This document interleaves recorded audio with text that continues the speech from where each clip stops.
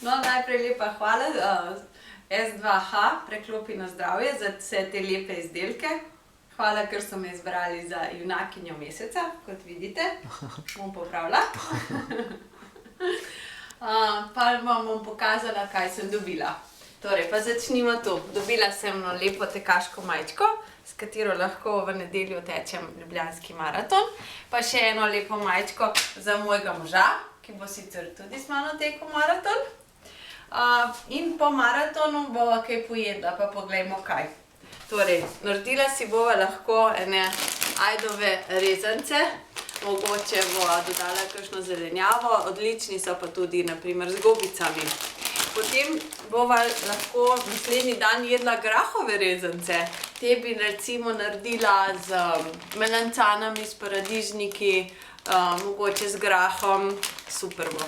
Ko bomo kuhali špagete in tako naprej, bomo lahko jih začinili z pečeno zelenjavo. 100% naravna, to imamo radi. Zjutraj pred maratonom bova jedla sportmüsli oziroma kosmiče. Te so na primer polnozrnati in obogateni z medom, notri je tudi sadje, tako da mislim, da bi s takim zajtrkom lahko pretekla maraton. Ali pa s telnimi, te so tudi v redu, tukaj pa še več suhega sadja noter. Lahko bi si pa kosmiče pripravila tudi sama. In sicer, če bi kupila takele, bio pirine kosmiče. Pira je prah pšenica, ki so jo gojili že dolgo nazaj in je tako odporna, da za pridelavo pire ni potrebno nobeno špricanje, tako da so pirini kosmiči popolnoma brez škropiv. Naprej poglejmo, kaj bomo jedli za večerjo. Kvinoja.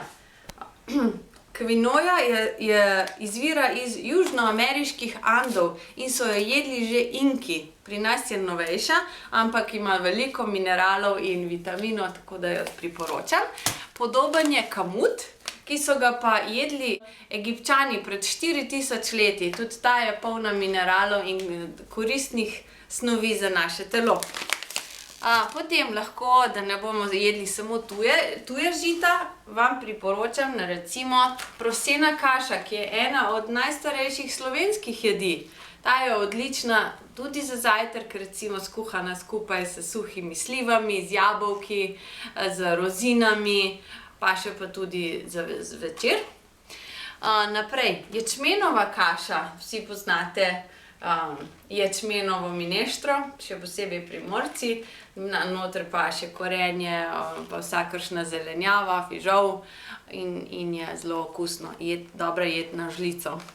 Potem je ajdova kaša, ena od meni najljubših, rada jo jem tako za kosilo kot za zajtrk, tudi sem dam lahko karkoli, lahko zelenjavo, da je slana, gobice, tofu ali pa kaj sladkega, suho sadje, vmešam vanjo karkoli, tudi recimo kokosovo moko in je super stvar. Naprej, kaj še imamo? Prosena kaša, zelo zdrava, ta je pa se priporoča za lepo frizuro, za lepe lase, čvrste nohte, tudi to mi je zelo, zelo všeč.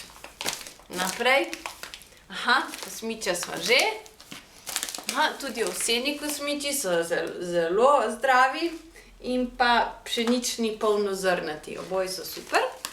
Potem smo spet na špagetih. Tukaj imamo bio špagete iz duruma in sojine in pa polnozrnate. Potem polenta, spet stara slovenska jed. V Reziji so polenti rekli kar jed, zato ker so jo jedli za zajtrk, za malico, za kosilo, za malico in za večerjo. Torej po rezijsko jed ali polenta. Tako. Dobili smo tudi odličen kruh, poln semenjem iz slovenske pšenice, to nam je všeč. In pa, ko kruha ne bo, si bomo lahko domače marmelade namazali na koruzne kruhke. Da vidim. Potem, ker tečemo maraton in veliko migamo, Si lahko tu pa tam privoščimo tudi kaj sladkega, naprimer nekaj tazga od Gorenjke, zvezdne utrinke, izgleda zelo okusno. Ali pa nekaj takega, kot so čokoladni lističi s 70% kakava, kar nam je zelo všeč. Ali pa celo nekaj tazga, kar je sploh super. Čokoladno sadje, in sicer slive, fige, marelice v čokoladi. Pa tam si bomo pa privoščili tudi kakšen bonbon, recimo Herbin originalni ima notri 13 zelišč, potem je Herba pa naredila še mentolovega s slivo in s pomarančnim okusom. Potem, da ne bomo žejni, dobila sem tudi čaj, ki ima ime Okus zmage, je sadna mešanica s cimetom, in S2H mi je podaril tudi tole lepo in praktično flaško, zato si bom lahko skuhala doma čaj, ga zlila sem notri, ga dala flaško v torbico in šla. Po svetu. Po svetu.